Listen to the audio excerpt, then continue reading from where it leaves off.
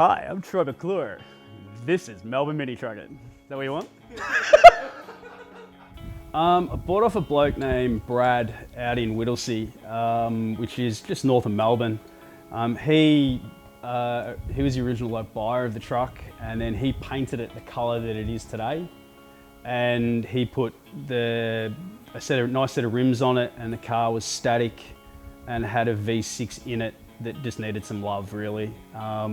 It was a good base to start with, and that's where I took it from there. I bought it in 2012, and bought it as it was. Like, it looked a little bit different in the front. I've put the front end on it, and I basically took it from there. Some of the hard stuff was taken care of, like buying the engine mounts and so forth, because it had a Buick in it before the Ecotec. And as I said, I kind of took it from there and got bored and made it a little bit crazy. Not really escalated, it never actually escalated. I've got a habit, if I get bored, I cut things up and modify. My Mercedes-Benz, I was bored one couple of weekends, so I turboed it. So that's how it all arrived. It had a rear mount turbo Buick in it, and it made, I think it was just under 200 kilowatts on the dyno at 900 Newton meters of torque. And it was a great fun. It was just fun to drive. And then that was my daily drive for 2.5 to 3 years. And then I decided that, let's have some more fun and cut it up some more and play with it some more. Honestly, I don't know. I can't say. It hasn't actually been on a dyno in that way to find out. It's got just a shit tune in it to make it run. Like when we're out the front and I was moving it around, it does hit boost cut to stop me blowing it up, because I will blow it up. Basically, it's got a VL, somewhat I've been told it's a VL Commodore diff. It is a Commodore diff. It's a Ball Gorner LSD diff. It's been re-drilled to 6-stud so that I can run standard Rodeo wheels if need be. The front is just standard Rodeo front end with airbag suspension, of course, which a mate of mine came over one weekend and said, "Man, you've got all these parts sitting here, let's bag your truck." And I said, no. Anyway, we had our fish and chip night, and he said, "Dude, next week we're doing it." And it happened, and a week after that it was done. Gerard Mudfoot, it's your fault, mate.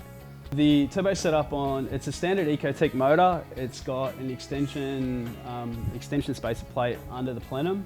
The plenum has been custom made with twin throttle bodies on it.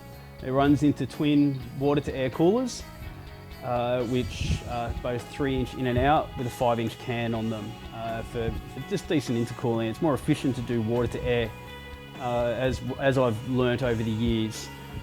It's running a compound turbo setup, and basically one turbo feeds the other and it wakes the other turbo up.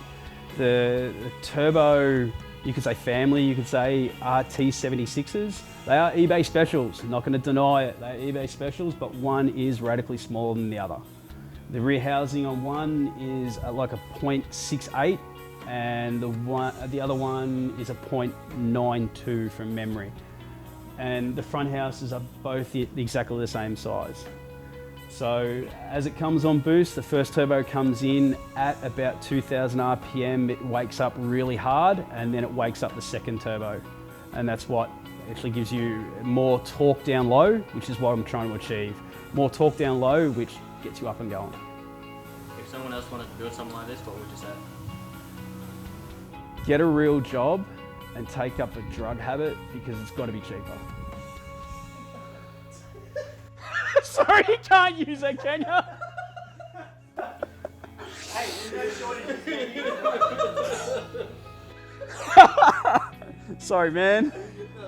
You just acted so serious. So serious. This is going to be a long interview.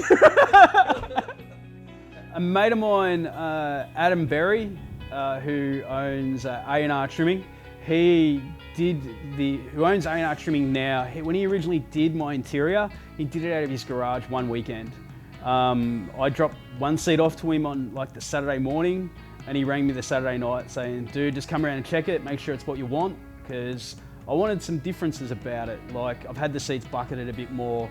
Well, the sound system in the mini truck was basically the door pods in the front of it, being the 2 8-inch and the 5 1/4, were like made for my old truck, and I had them in there, and that was like my daily. And then I thought, well, I'll just modify them a bit and I'll fit in this truck. And in they went, and then I realised that, well, with the speakers that are running in the front being the full active split, I need 2 4 channels to run them. So there's 2 4 channels behind the back seat which run just my front speakers. Then you've got the 2 10-inch audio barns which are run just off a mono amplifier under the seat. And the reason I did it was because I love a good sound system and a powerful sound system. So that, well, why not? I've been doing audio for years, why not stuff it in there?